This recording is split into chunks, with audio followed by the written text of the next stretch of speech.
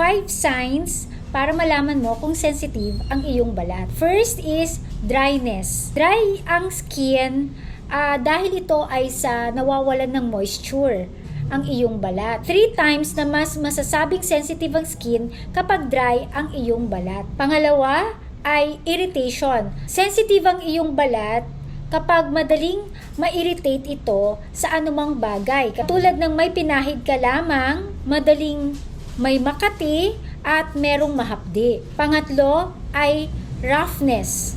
Ito ay merong kang pakiramdam na magaspang ang iyong balat dahil ang mga old skin o yung dead skin mo ay hindi agad natatanggal sa iyong balat. Kaya nag-iiwan ito ng flaky skin.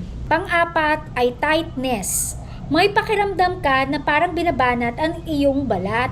Ito ay dahil sa walang moisture or kulang sa moisture ang iyong balat. At sabi nga sa pag-aaral ay 98% ng merong ganitong pakiramdam ay sensitive ang kanilang mga balat. Panglima ay merong weakened skin barrier. Ibig sabihin nito ay mahina ang panlaban ng kanilang mga balat kung kaya't madaling ma-irritate at magkaroon ng pamumula at rashes. Kapag ganito ang iyong balat na masasabi nating sensitive, ay pinapayuhan na gumamit ng mga moisturizing lotion.